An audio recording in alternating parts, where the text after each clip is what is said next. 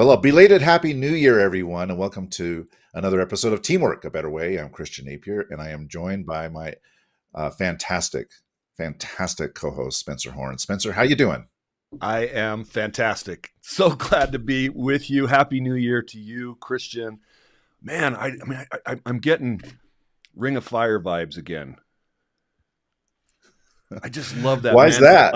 Well, you just remind me of, one of my favorite singers. So just going down. That Man in Black. You just look so. I am the Man in Black today. That's true. I am wearing so stylish. And unfortunately, I don't have the vocal range to be most pop performers. But Johnny Cash, he's got that silky bass, and so it's flattering to be compared to him, although there is no comparison at all. Spencer, we are starting a new year. Can you believe it? We started this in 2020, near the beginning of the year, and here we are, 2025, and we're still going strong. And what a better way to start. Can there be a better way to start this year than with the guest that we have with us today? You are so right. It is what an incredible privilege and really a surprise. We wanted to have her earlier last year, and she's in such high demand that Dr. Mary Kelly couldn't make it because she was pulled away with all her fans from around the world. But I am so excited. I want to put her face on the screen so when we talk about her, you all can see who this lovely person is.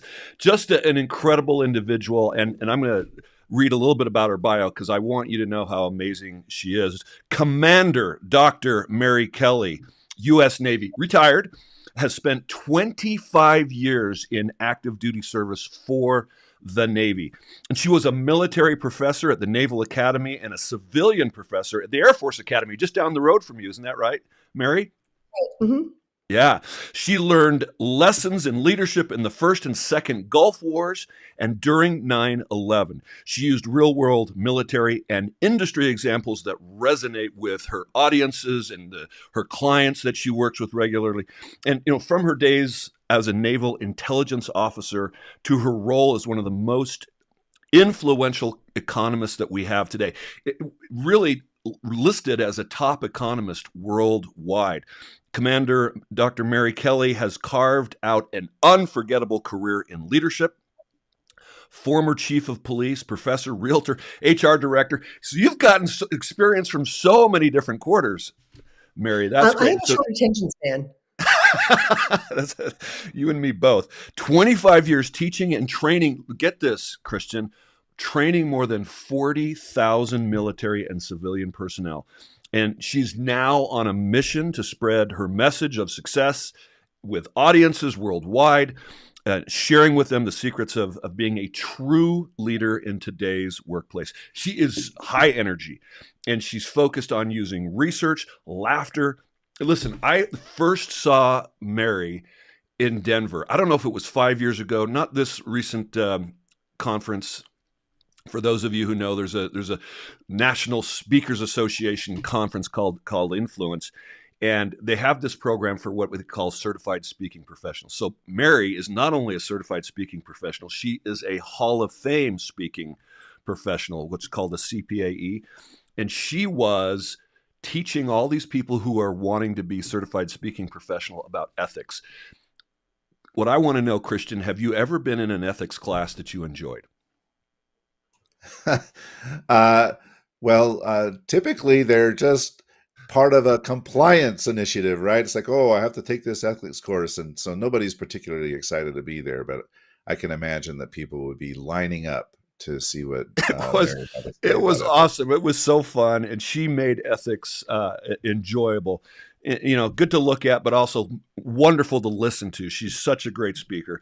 She's relatable. She's no nonsense. Let me tell you something. You do not want to talk nonsense with her because she'll just slap it right out of you. It's awesome. She's the author of 15 books. I've got them.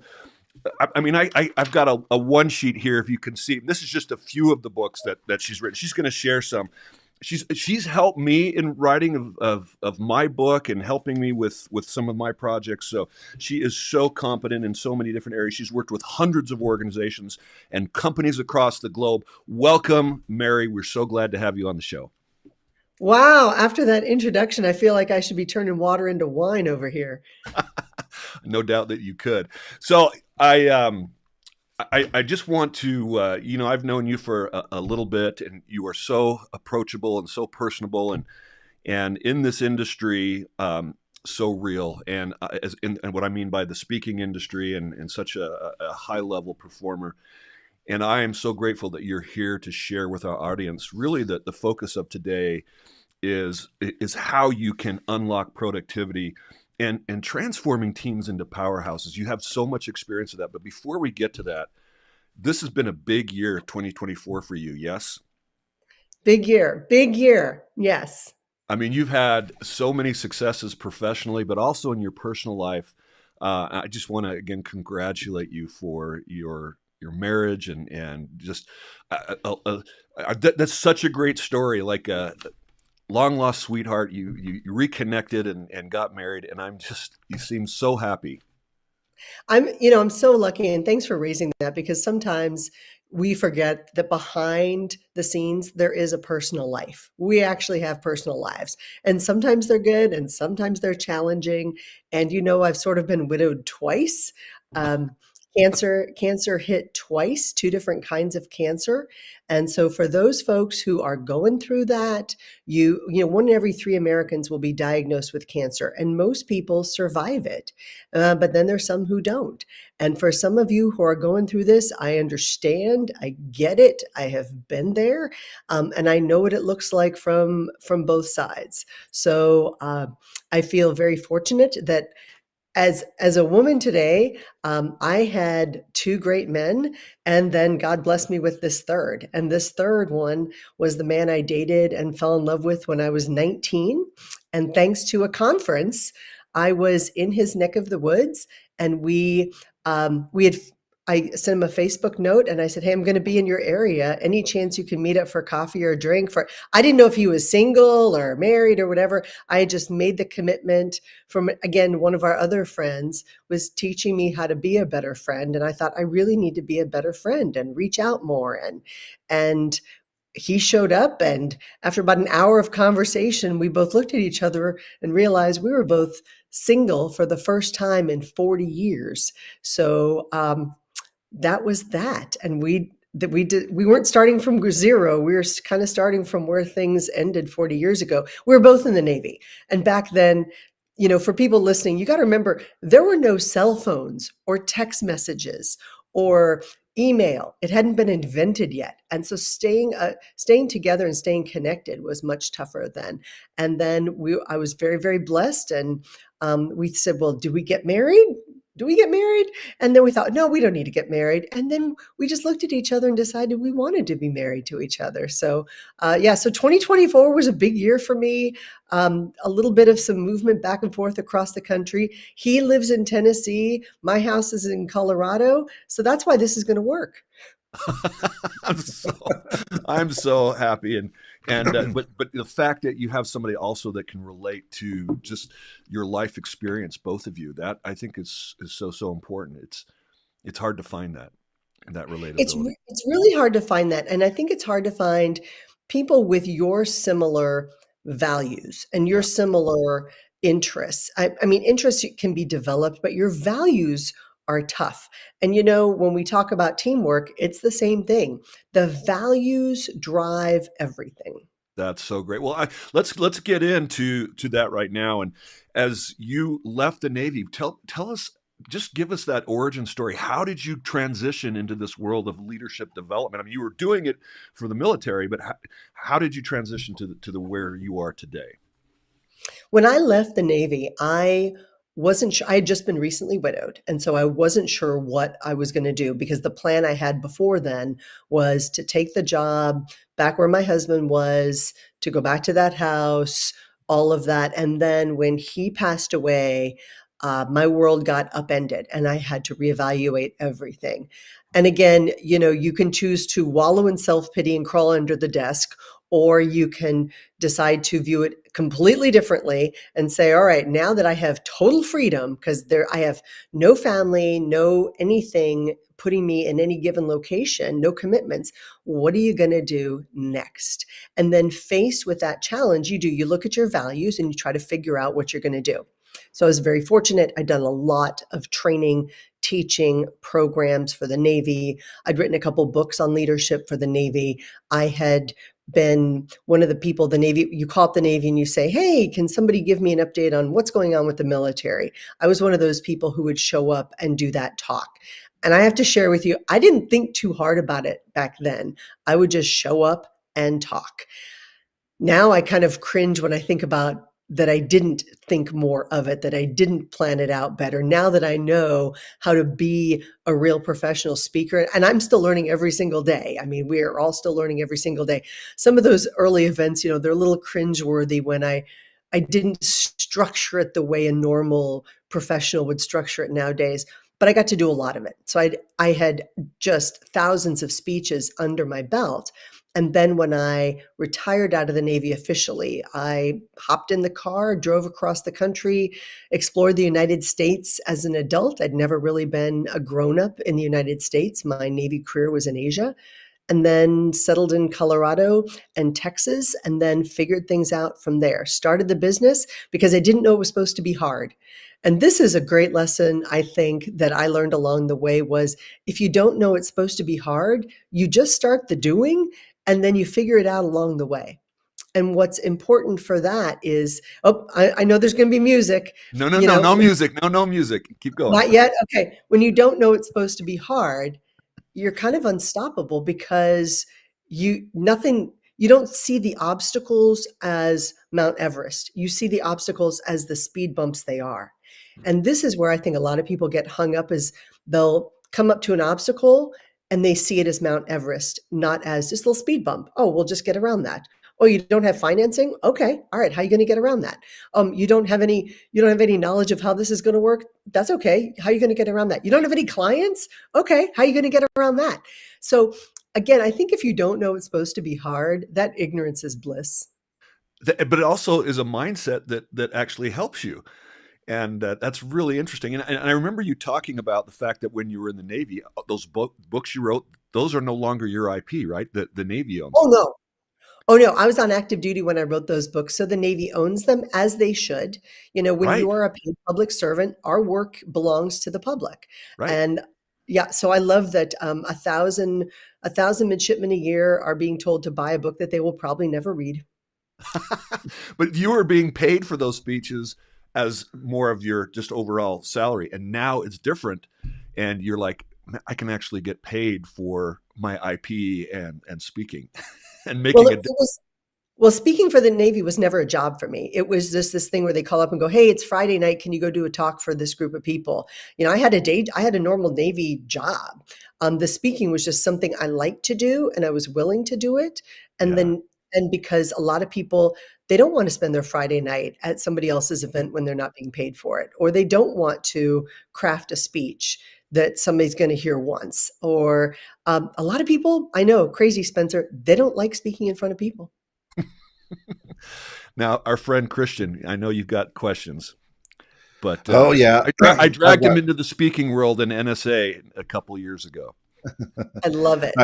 I've got a few questions. Of course, I have questions because Mary, you're fascinating. I'm curious. Coming out of the military and having all of this experience, and based on your bio, a very broad-based experience. How did you find your focus? When you come into the private sector.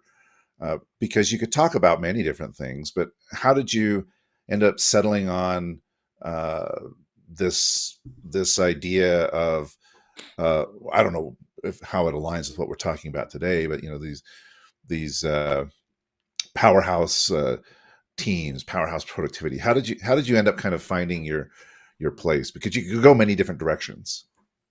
I was so fortunate, Christian, to have led multicultural teams in 9 different countries.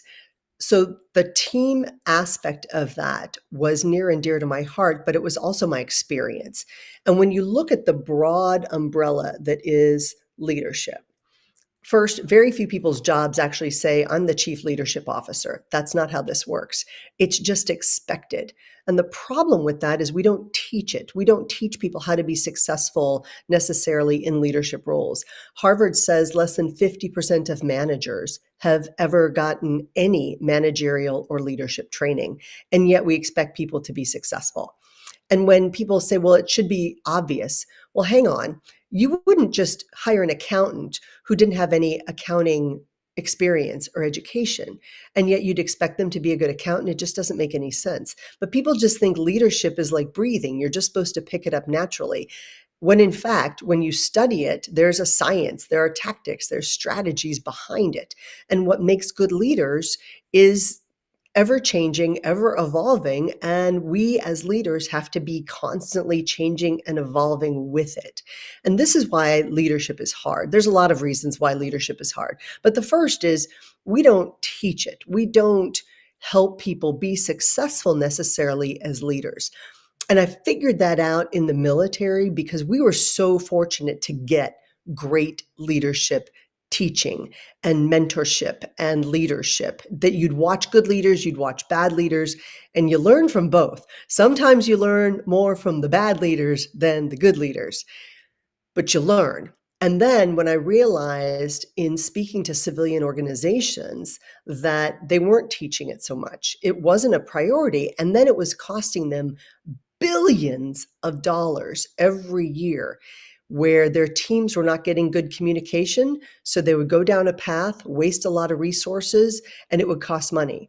Or there would be reworks in a factory and it would be costing hundreds of millions of dollars a year. Or there would be mistakes and people had to go back and start, a year before where they were because mistakes were made along the way. And a lot of it wasn't due to technical issues. It was due to leadership issues. So I take the number side of an organization, the profits, the losses, all the econ forces, and I blend that together with the leadership. And all of a sudden, this gave me this big umbrella. And the spokes of the umbrella are leadership development, it's economic development, it's succession planning, it's strategic planning, it's teamwork, it's productivity. It's all those spokes that go into what a great leader needs to be thinking about every day.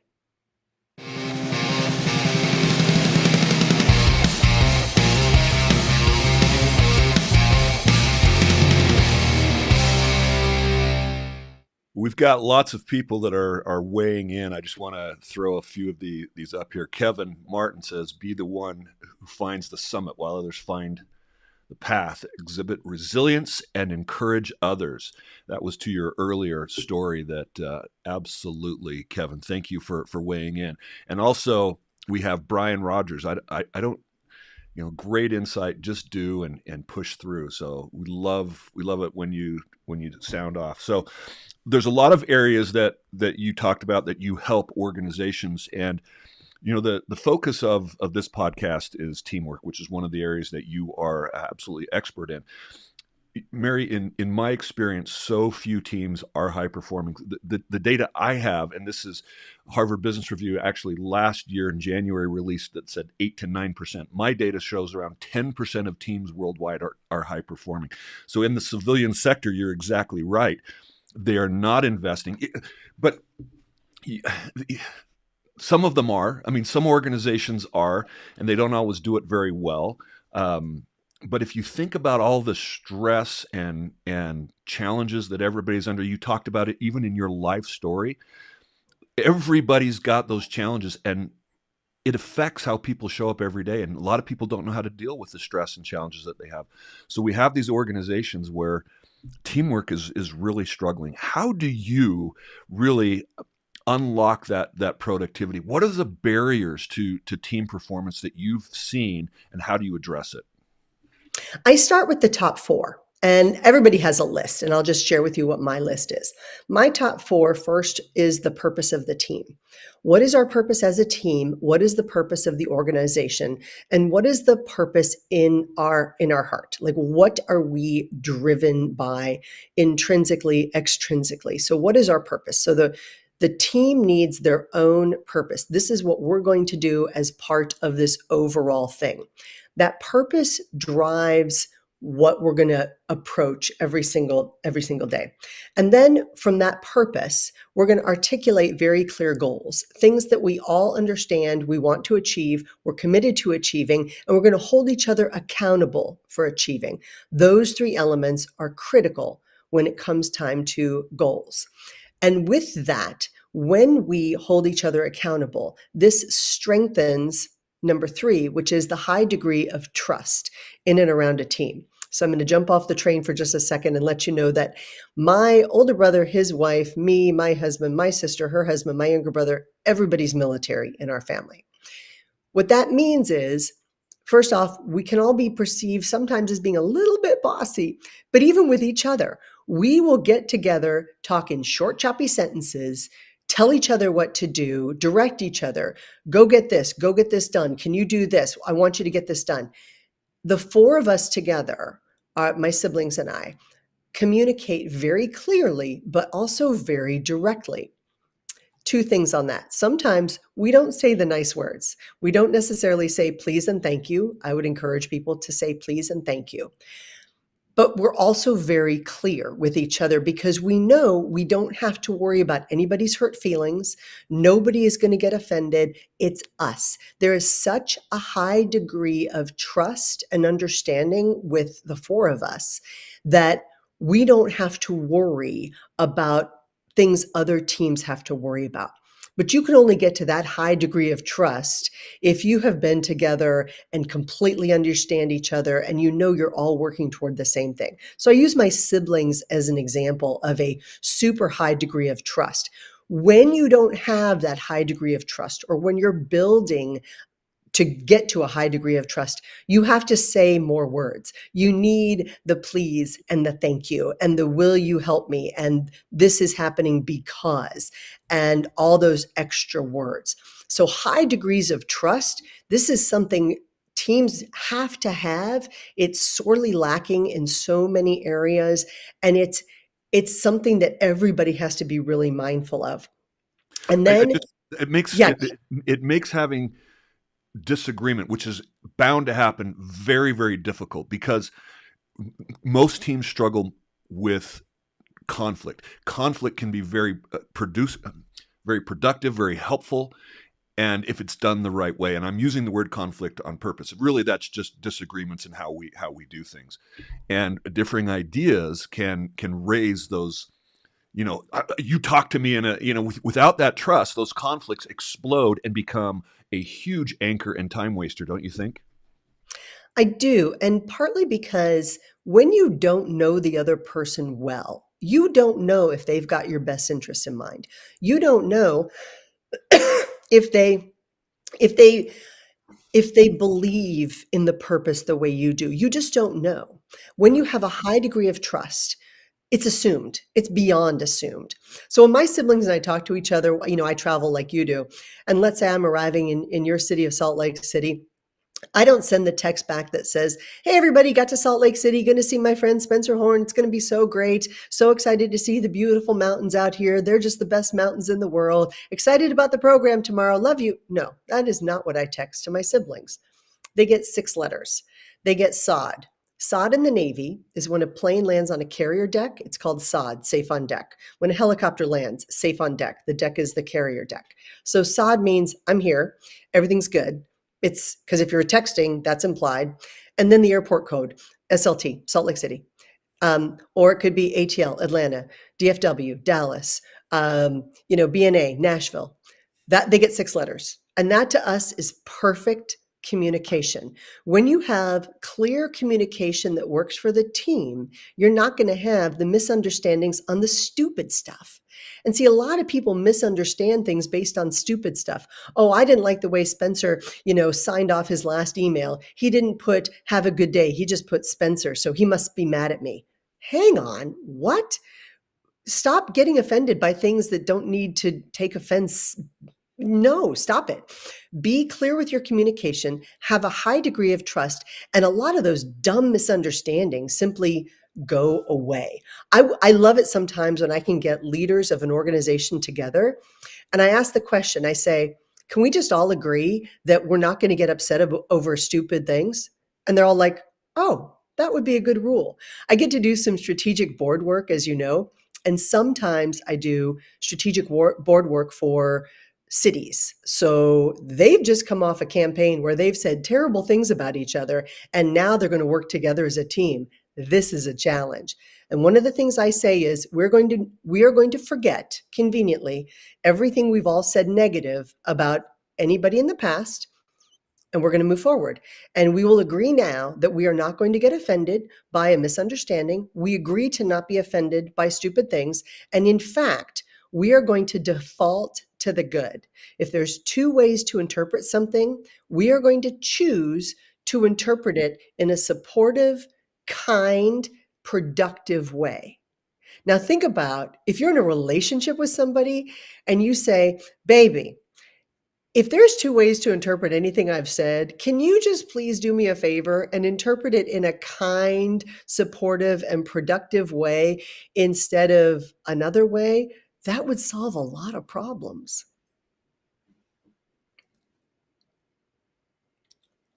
Oh, Spencer, you're muted. And by the way, I have worked with some of the ABCs in Texas and Michigan and the national. So hello, ABC, Utah. I was just throwing it up there because I thought, she could see that and be excited because yeah, I am. It's the Association of Builders and Contractors. They're sounding. Hey, Teresa, thanks for chiming in. I'm so glad that you're listening. Go ahead, keep going, Mary. I know you got to number 4 yet. Yeah. And number 4 is that communication. Let's make sure we're communicating first in a way that works for other people. Let me give you an example. My sister-in-law, the non-military one, was a school teacher. And I will tell you that I went to school with her one day to see her classroom and see her kids, and they're so cute. And we walk in and there's all these little people. And first off, the noise level is deafening. And they make little children make this shrieking sound. It's crazy. And then they're running all around. And I'm thinking, this is chaos that's, makes warfare look orderly. And she smiles and she claps her hands and they all line up. I'm like, how did you do it? That's magic. And she looked at me and she says, oh, I just have to communicate the way they learn. Wouldn't that be great if we all communicated in a way that other people understood instead of what we normally do, which is communicate in a way that is going on in our own head? I don't know about you, but sometimes I will use the source Fiverr or Upwork. And when you have to really explain things well to somebody else, because they're probably using a language translation app or something else, you have to say more words. And I don't know about you, but around the people you're comfortable with, sometimes there's a tendency to not say all the words, to not communicate in a way that works for them. You're communicating in the shorthand that is going on in your brain. And unfortunately, sometimes the more comfortable we are with certain people at work, the more shorthand our communication becomes. And this is something to guard against. Even with my own siblings, I'm like, hang on, I think I understood this, but let me just make sure you've got this and I've got this. Is that right? And they're like, yeah. I'm like, okay, just making sure. Sometimes we just have to double check ourselves, which means checking ourselves. And we have to communicate in a way that works for other people, not in a way that works for us. Okay, I don't know if Spencer's going to be playing sounders or what he's going to. No, it totally messed up on me. And look at this. We've got this. We've got Spencer's doppelganger here. I love it. Spencer.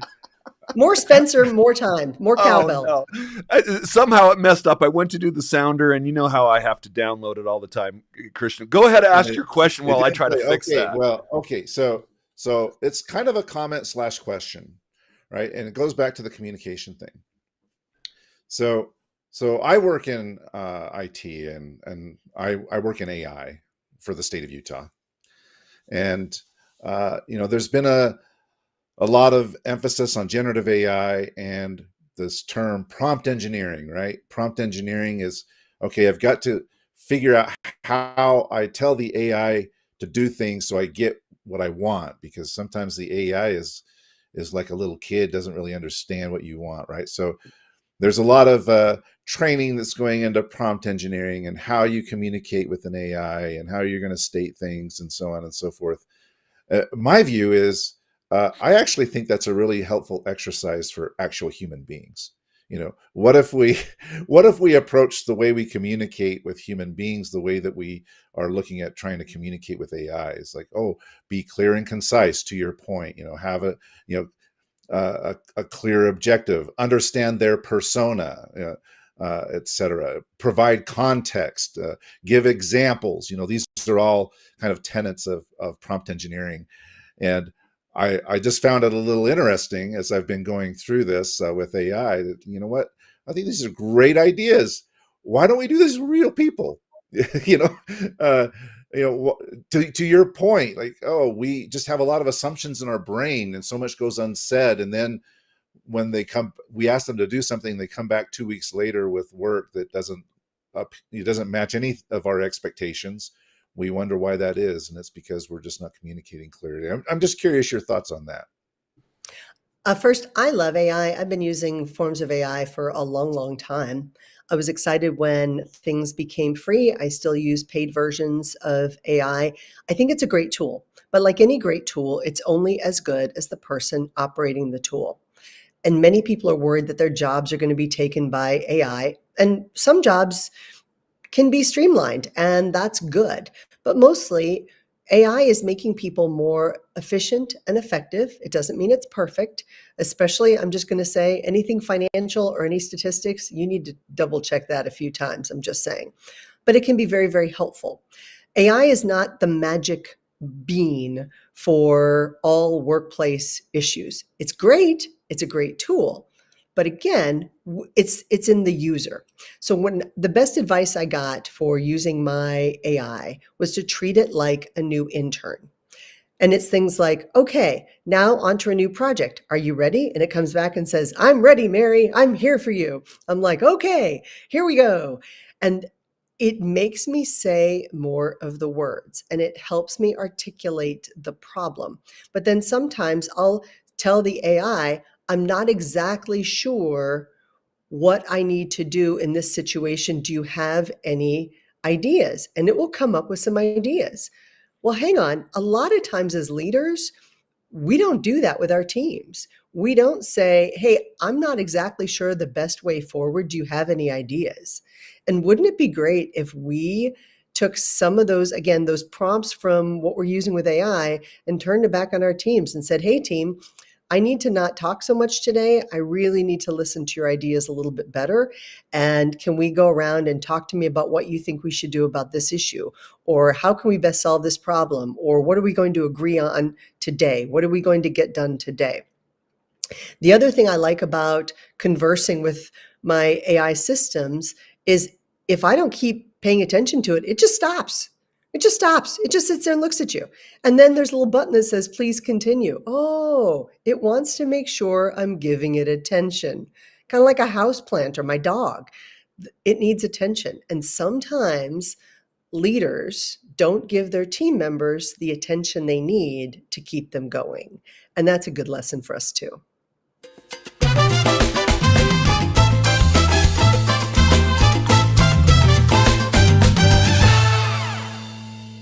Mary, do you ever see with those leaders when they come into the room that a lot of times it actually shuts down the communication when you're talking about they need to pull it out from the team because they want to defer to the leader, and that can be problematic for getting those ideas? So Simon Sinek's the one who made this famous, leaders eat last. The Marine Corps and the military has been doing that for forever. Leaders talk last. Right. That's critical in a meeting. The leader needs to introduce the issue, ideally turn it over to somebody else who's the expert, and then be quiet.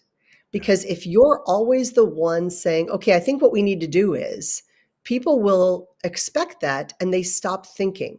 Or worse, they think nobody's going to listen to me anyway, so I just won't say anything. Right. I had jobs in the military, and somebody said, "What's your job like?" And I would say things like, "My ideas are shot down like a clay pigeon," or "I've been told to take my crayons and go color," which basically means we don't want you to think you are, just go do something. Um, and I felt like nobody cared that I was thinking, nobody cared that I had a better idea. I walked into one boss and I said, "I think I can save like $1 million on the budget." And he looked at me and he goes, "But I don't care about saving money in the budget." And I'm like, "I view every one of these dollars as my tax dollars." I said, "If you don't care about this budget," I go, "I'm just going to take over the budget and save tax dollars." He goes, "All right, if you want to do that, that's fine." And I was like, "Okay." Like like I mean, there's moments like that that were, these, I mean, obviously there's a bad examples, but then there are others where my boss would come in and go, "Yeah, we just got handed this new thing. I don't even have time to think about it. Here, it's yours." And all of a sudden, it's your ball. That quarterback just threw you that ball. You got to start running and you got to pick a direction and figure out where to go. And I will share with you, sometimes you are zigging and sometimes you're zagging and sometimes you just get tackled. But once you get that thing, you go with it. And that's where I think a lot of leaders either don't understand that sometimes their job is decide, delegate, and disappear, but Give that sometimes ball away. Give it away. give it away. And sometimes my leaders say, "Well, but I'm such a control person. What if they don't do it the way I want?" And I always say, "What if it's better? What Right. if their ideas are better than yours?" You and I both know, Spencer, that I'm fond of saying I'm not the smartest person in the barn, even if I'm alone with the horses, because as soon as you start thinking you have all the answers as a leader, you have set yourself up for failure. So that's why I have Christian on the show. I want people on the show smarter than me. And it just elevates everything. I know it's hard on him, but for me, it's wonderful. So I got many comment. There are many comments that I want to share. Let me just highlight a couple. Here is Jeff. Jeff is a great man, wonderful individual. High degrees of trust as a factor in clear communication for high performing teams. Great discussion. Thanks for sounding off. And here's some kudos for you, Mary, again from Brian. So I have one question about number 2, clear goals. You talked about the importance of holding each other accountable, which also, by the way, takes trust, because I want to hear from your perspective how you do that. What's the Mary Kelly way of holding each other accountable? Because I think sometimes that can be messed up. Oh, certainly. I will tell you, and I will share cheerfully with all your listeners. And I know we've got a call for this at the end, but I use a 12-month planner. I designed it because there were not enough sheets in my day planner and day runner packages, and they were costing me a small fortune. So I created the 12-month business success and accountability planner. I shared this with the Mountain West chapter when I was there, and I use it every single month, every single day. What it does is it's 2 pages that map out your month. And the first thing is, what are your top 5 goals for the month? Not for the year, the month. So let's say you're going to accomplish something in February, that goes in February's goals. If it's something you want to get done in March, that gets pushed into March. Because many of my busy people, and let's face it, we're all busy. We are walking around with to-do lists that are 17 pages long. That does not help us be more productive. So my system is my 12-month planner. Everybody here will get a copy of this today, totally free. And it asks you to write down your top 5 goals for the month. And then most importantly, it asks you to share them with your team members. Share them with your boss. It's a great exercise. You walk into your boss's office and say, "Hey boss, it's January. Here's my top 5 goals for the month. Do these align with your goals for the month?" And then your boss is frantically thinking, "Do I have goals for the month? What are my goals for the month? I should have goals." And all of a sudden they say, "Hang on, let me get back to you tomorrow on that, but let me look at your goals." And then they can say, "Your number 2 is my top priority. Your number 3 is my top priority. I don't care about number 4. 5 and 1 are nice to-dos." All of a sudden you have clear communication and better guidance from your boss. And then you refine those goals and then you work on those goals. It would have been fantastic for me to find out if my behaviors, my actions, my thoughts were aligning with my boss's goals. Wouldn't that be lovely? And if you're the boss, wouldn't it be great if your people's actions and thoughts and behaviors aligned with what you wanted to accomplish that month? That would be amazing. So let's say you want to increase your sales close rate by 5% this month. That goes on your top 5 goals. And then you go to your team and say, our close rate has been a little slow lately. How can we achieve a 5% close rate higher than last month? And then listen to when they strategize and how they're going to strategize, and then say, okay, so I'd like you to make this one of your top 5 goals for the month too. Now they have guidance and direction. It's magical stuff. Also in this 12-month planner, it asks you what you want to do more of this month. Now, I have a planner for my personal side as well as my professional side, but some people just use the same planner for both. That's perfectly fine. And maybe you want to do more one-on-one conversations with your team members. Maybe you want more phone calls with clients. Maybe you want, more social media, but you don't want to have to do it. That goes on that list. What do you want to do less of? What can you delegate? Now, quickly on the delegation, many of my leaders say, hey, I don't have anybody I can delegate this to, or I'm responsible for a lot of people, but it's not like I have my own personal assistant. For those people, Spencer and Christian, I tell them you need a virtual assistant or a virtual assistant service, someone who can support you with things that need to get done, but maybe you don't have anybody to delegate it to, but they need to get done. These virtual assistant services are magical. You send off, you say, hey, please take these 25 contacts, put them in an Excel spreadsheet. They send it back to you in a couple hours. Left to your own devices, you are never going to put those names in a spreadsheet. And then that means you're not going to call them. That means they're not getting the follow-up. They're not getting from you what they need. So that's a disservice because maybe you don't like putting names in a spreadsheet. So think about the things that you don't want to do and then find somebody else to do them. And then my same leaders will say, but the company's not going to pay for that. No, it's your job. Get it done. And if you can pay a virtual assistant service or someone else, $20 an hour to get these things done that you know that you're bad at doing and you procrastinate on and you kind of don't want to do anyway, you should pay that, and it's a bargain. So get the things done. And then the same 12-month planner, I ask you to do things like, what are you going to streamline this month? What do you need to resolve this month? There's always something to resolve. And then what 3 people are you going to contact for advice? And this is great because when you start contacting your coworkers, your colleagues for advice, hey, Christian, can I just get 5 minutes advice on this? First off, Christian feels needed, wanted, and appreciated by me. Doesn't take a lot of time, and it strengthens our relationship.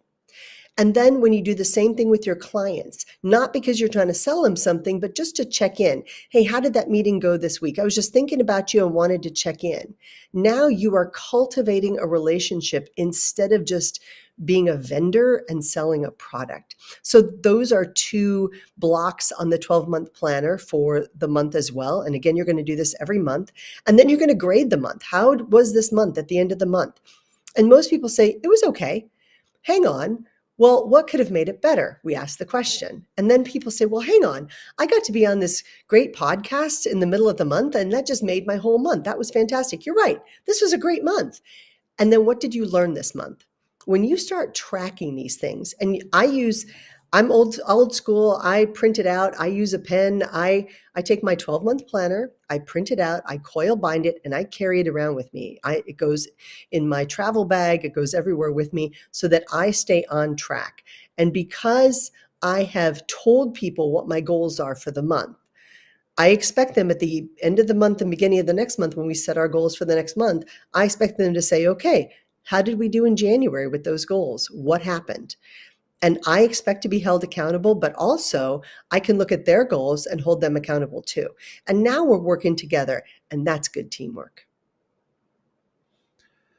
I love this. I don't know if Spencer's trying to play music, but music's not coming. So I want to follow up on the goal thing. I think this 12-month planner is great, and I appreciate this offer. And there's Spencer and his twin again.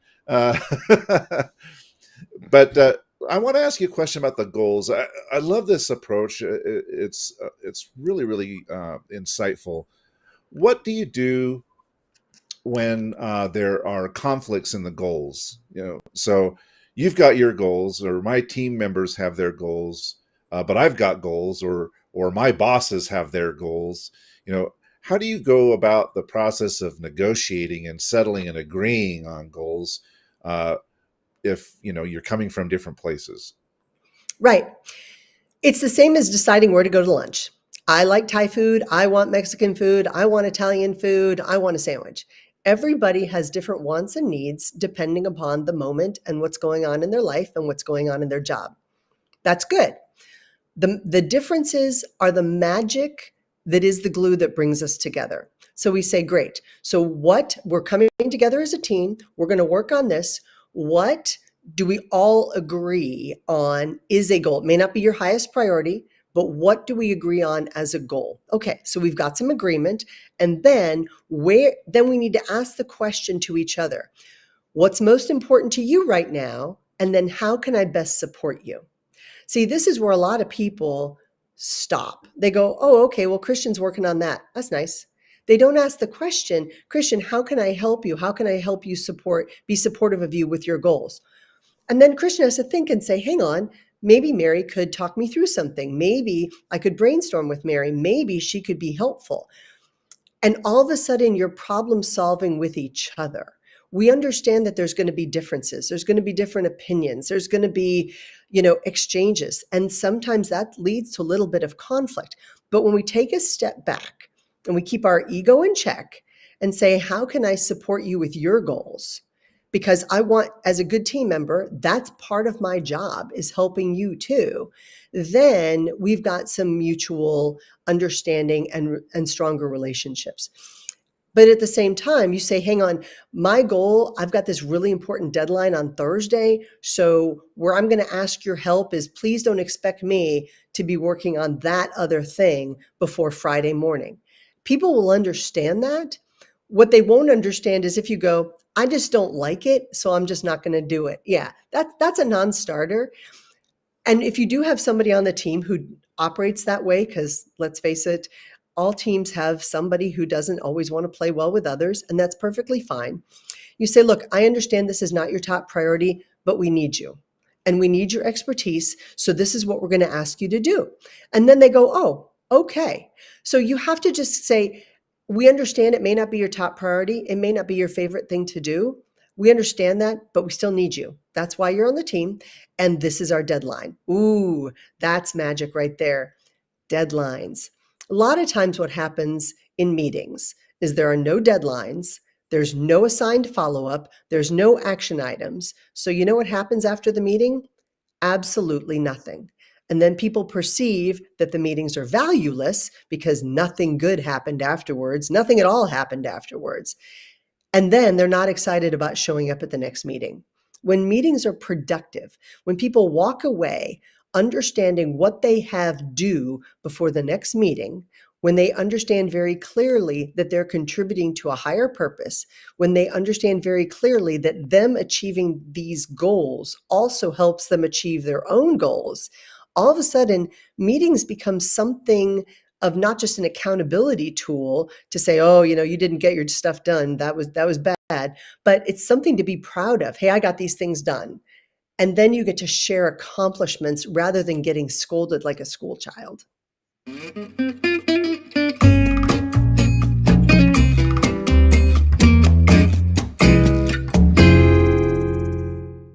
Mary, I see managers and leaders that are delegating tasks and just say, I need you to do this, this, and this, and there's no agreement gotten. So even in a meeting, when an assignment is made, I believe there needs to be an agreement about what that deadline is, not just this is the deadline. It's when can you do it? And they'll say, well, I can do it in 2 weeks. Well, if you really pushed yourself, how quickly could you get it done? Well, I could get it done in this week. Okay, now they own that deadline rather than you dropping that on them.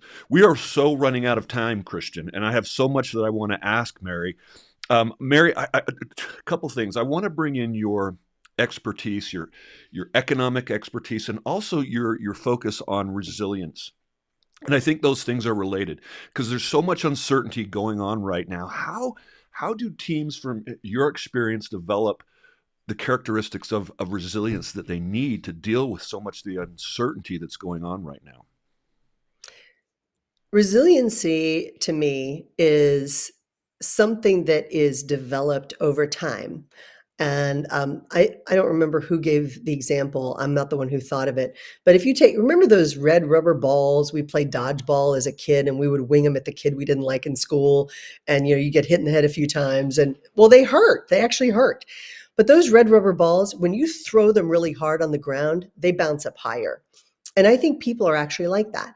When you exert a force on people, they tend to bounce back stronger, better, more productive, more insightful if they've learned resilience. Other people, if you take a glass ball and you just drop it, you don't even have to throw it, you just drop it, it shatters in a million pieces. That's a lack of resiliency. We are not helping our children or our young workers by coddling them or guarding them from all the dangers of the workplace. They have to develop some resilience on their own, which means they need challenges. They might need some help overcoming those challenges, but once you do it, it builds confidence. And then once you know you can do it, it's no longer something to be scared of. I'll just give you an example in the Navy. When we graduated from the academy, you had to jump off a 10-meter tower. Now, if you're a swimmer or a diver, a 10-meter tower is nothing to you. But for the rest of us who'd never even climbed up a 10-meter tower before, you're looking down 10 meters and then you're seeing the other 30 feet of water that's clear in the bottom of the pool. So you see that extra 30 feet and it looks really, really high. And you look down and you don't see the surface of the water. You see the bottom of the pool. It's scary. But jumping off that tower was one of the requirements before you could graduate. And frankly, a lot of people every year didn't do it. But once you think about doing it, you're like, well, how scary? It's over in a couple of seconds. How bad can it be? So that's one approach for getting over it. But I'll tell you my approach for getting over it, which I'm not terribly proud of. I go out, I climb the thing, I get to the top of the tower, and they sent us to jump in twos. And I look over at the person who's jumping on the other side of the platform. And sure enough, it was a guy I knew out of Dallas, Texas. I knew his parents. And all I could think of was, if I don't jump, he's going to tell his parents that I chickened out. So I crossed my arms, took the step, jumped off the tower because I didn't want the embarrassment of his telling his mama that I didn't jump off the tower. And then you get in the water. I know it's like the stupidest thing ever. And then I get in the water and then you go, oh, I did it. And all of a sudden you realize you can do it. And then you're not scared to do it again. Now, I'm not going to say I was like, woohoo, let's go do it again. That was really fun. No, that wasn't me, but I knew I could do it. And then I wasn't scared of it. And then, so years later, we're at like our 20th or 30th year, reunion. And I said, Jason, and he still lives in the guy on the other tower. Mm-hmm. Yeah, Jason Cronin, the guy on the other side, and he still lives in Annapolis. Jason, if you're listening, hey, Jason. And I said, Jason, I need to tell you, you're the reason I jumped off that tower, because if it had been, any one of our other 900 classmates, I wouldn't have worried about them telling their mama that I chickened out. He goes, Mary, the only reason I jumped because I didn't want you telling your mom that I chickened out. So sometimes resiliency comes from the doing. It comes from stretch assignments just a little bit beyond what you're comfortable. Yep, just being pushed against the floor so that ball bounces. And this is where I think COVID taught us a lot of people were failing resiliency because we were trying so hard to make things easy for people that we forgot that they're tougher than we think. A friend of mine just had a baby. I know I'm at that age where I don't go to a lot of baby showers because most of my friends already did all that, got the t-shirt, checked the block. But babies are tough. They're so scared. I mean, but you look at this little 7, 8, 9-pound baby, and they're remarkably resilient little creatures. And you're thinking that baby is tough. That baby's just gone through a process. They're tough. People are tougher than we give them credit for. That's why they grow so quickly. Yeah. So let's give them they're not afraid to deal with all the falling down and. Yep. And I tell parents this, I say, you know what? I know you want to protect your baby, when they start learning how to walk from the table edges and the falls and all that other stuff. But if you carry them every day of their life, that's not going to be pretty at prom. Christian. Well, we've gone almost an hour, and I feel like I've got at least 25 more questions I want to ask. I do too. I wish we had more time, but Mary, this has been a fascinating conversation, and I am so grateful for you being so generous with your time and also with the planner. And so we'll make sure that we provide all the relevant links. But if people want to learn more about how you might be able to help them, either individually or in their organization's team, to become the leaders that they were meant to become, what's the best way for them to reach out and connect with you? My website is productiveleaders.com. And for resources, I have productiveleaders.com/podcast, just for your podcast listeners. The 12-month planner is there. So productiveleaders.com/podcast or /free. There's a bunch of free resources for leaders on that site. If you want to send me a note, it's mary@productiveleaders.com. On LinkedIn, it's Dr. Dr. Mary Kelly. And it's I would love to connect with you any way possible. If you've just got a question on anything, or you're like, hey, I've got a challenge. I have about 80 of these 5-minute solutions, and they're one page, and they tackle individual problems people are having on a day-to-day basis. So it could be productivity, resiliency, focus, meetings, conflict, employee engagement. I've got about 80 of these forms because, again, lots of people are struggling with the same things, and it just gives them solutions. So if there's I recommend follow Mary on LinkedIn, because she's always releasing great articles and great short form content for problems. It's fantastic. So listen, Christian, I don't need to share any of my content. I'd rather give a minute to Mary to talk about the dolphin. Okay, so the dolphin story real fast. I love animals, as you know, and back in the day, my husband came home and said, do you want to go swim with the dolphins, the military training dolphins? He was doing a little work with them. And I said, oh, that'd be great. So we are going to go into Pearl Harbor, and we're going to simulate like we're the bad guys in Pearl Harbor. And the dolphins are going to find us. Now, the dolphins think this is the best game ever. So there's this thing that we're swimming with, and there's this thing that they're on our chest. And what happens is, the dolphins have this thing on their nose, and this is a big game for the dolphins. And when they find you, the swimmer, they're supposed to tag you on the chest, and it releases dye, that like the flare kind of dye, so that we can see that there's a bad guy in the water. And then the dolphins get a treat, and they get all excited. They like make all the noises afterwards, like going, okay. So I was thinking, this is going to be like this fun game. The dolphin's going to come up, and I'm going to play with the dolphin, and it's going to be like SeaWorld. No. So we're in the water. I should mention it is dark, it is cold, the water is dirty, it is stinky. And so you're swimming around and you're pretending to be a bad guy. And all of a sudden, out of nowhere, something comes up and goes, bam, right in my chest, knocks the wind out of me, like pushes me back. Salt water goes in my mouth, and the dolphin's going, the flares go up. Yeah, swimming with the dolphin was getting smacked in the chest really hard by this big. So yeah, that was my experience swimming with the dolphins. That's my time, Christian. You go ahead and close us. Well, that's a great story about managing expectations. I love that story. We will wrap it up here. Folks, follow Spencer on LinkedIn as well. Just go look up Spencer Horn on LinkedIn. Spencer's amazing. And please continue to join us, like and subscribe to our podcast. Follow Mary. We'll have all the relevant links, and we will catch you again soon. Thank you so much.